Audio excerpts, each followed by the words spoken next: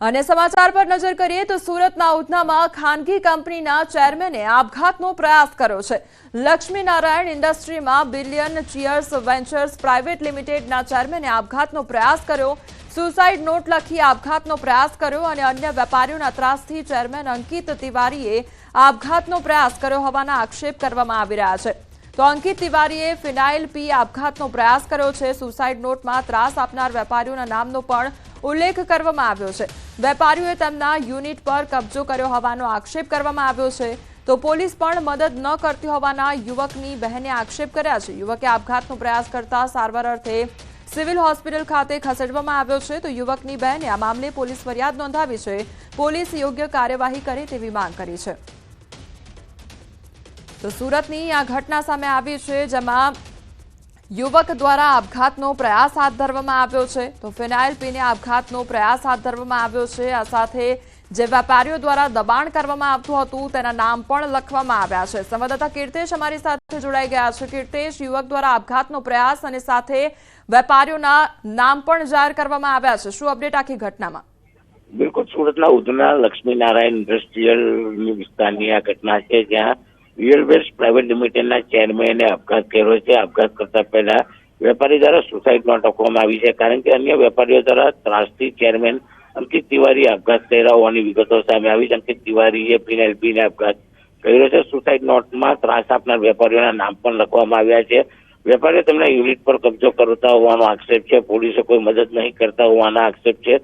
યુવકના આપઘાતને લઈને પરિવાર શોકમાં ગરકાવ થઈ ગયો છે। હાલ યુવકનો મૃતદેહ નવી સિવિલ હોસ્પિટલ ખાતે પોસ્ટમોર્ટમ માટે મોકલવામાં આવ્યો છે, ત્યારે યુવકની બહેન દ્વારા આ મામલે પોલીસમાં ફરિયાદ પણ નોંધવામાં આવી છે। જોવાનું રહ્યું કે પોલીસ આ મામલે કયા પ્રકારની કાર્યવાહી કરે છે। જી કીર્તેશ, સમગ્ર માહિતી બદલ આપનો આભાર।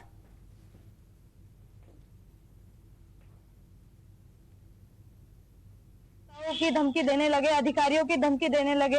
मेरे सारे व्यापारियों को पुलिस स्टेशन इको सेल यहाँ पे भेजते थे, उसके ऊपर FIR अर्जी ये सब करवाने लगे और बहुत सारी धमकियां देने लगे, क्योंकि कंपनी में मेरी मम्मी डायरेक्टर है कि तेरी माँ को जेल भेजेंगे, तेरी माँ को ऐसा करेंगे, ये करेंगे, वो करेंगे। उसको बहुत टॉर्चर किया, जिसके दबान में आके उसने ये सुसाइड नोट लिखा और आज ऐसा सुसाइड करने की उसने अटेम्प्ट की है।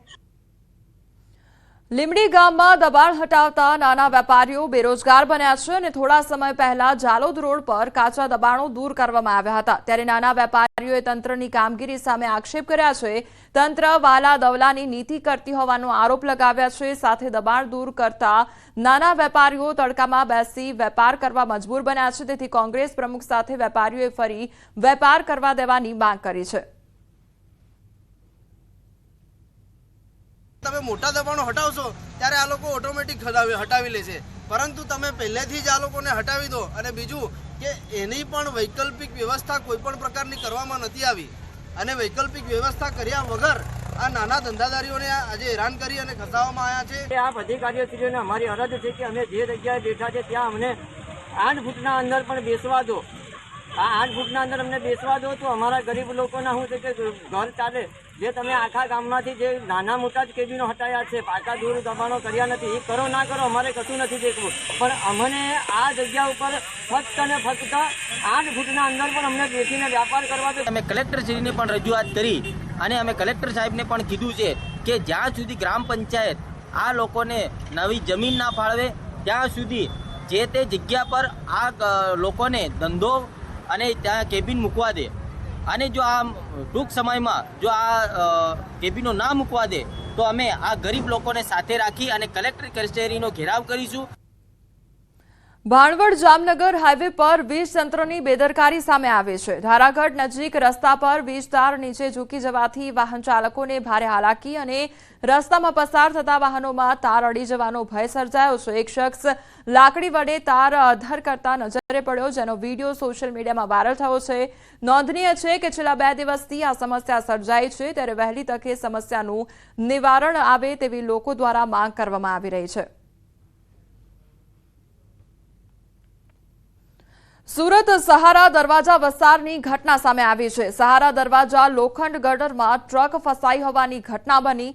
ટ્રકને બહાર કાઢવા પૈડામાંથી હવા કાઢવામાં આવી તો સહારા દરવાજાથી એબીએમસી જતા બ્રિજ પાસેની આ ઘટના સામે આવી છે। ઊંચી ટ્રક હોવા છતાં બ્રિજ પર ચડાવવા જતા ટ્રક ફસાઈ ગઈ હતી અને હવા કાઢતા ટ્રક બહાર નીકળી હતી।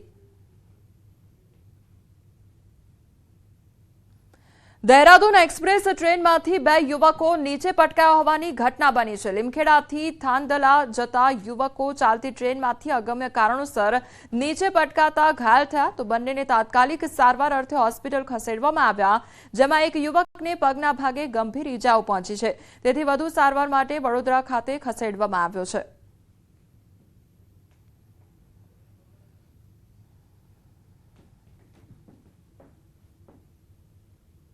समाचारों में आगळ वधीए ते पहेला रोकाईशुं एक ब्रेक माटे।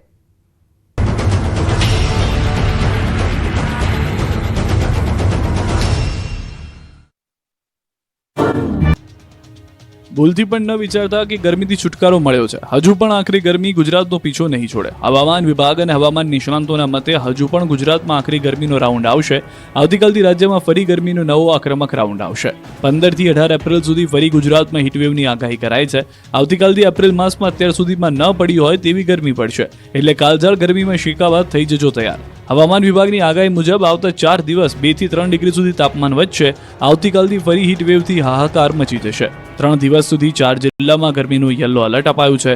બનાસકાંઠા, સાબરકાંઠા, રાજકોટ, કચ્છમાં યલો એલર્ટ અપાયું છે। 15 થી 17 એપ્રિલ સુધી 4 જિલ્લામાં હીટવેવની આગાહી કરાઈ છે। દરિયા કિનારાના વિસ્તારોમાં ગરમ અને ભેજવાળા પવન ફૂંકાશે। 17 एप्रिल बाद तापमान में 2 થી 3 डिग्री तापमान घटશે। 4 दिनों के लिए मैक्सिमम टेम्परेचर में 2 से 3 डिग्री की बढ़ोतरी का पूर्वानुमान है। उसके बाद 2 से 3 डिग्री का मैक्सिमम टेम्परेचर में गिरावट का पूर्वानुमान है। और इसके साथ ही जो हीट वेव की वार्निंग है वो जहाँ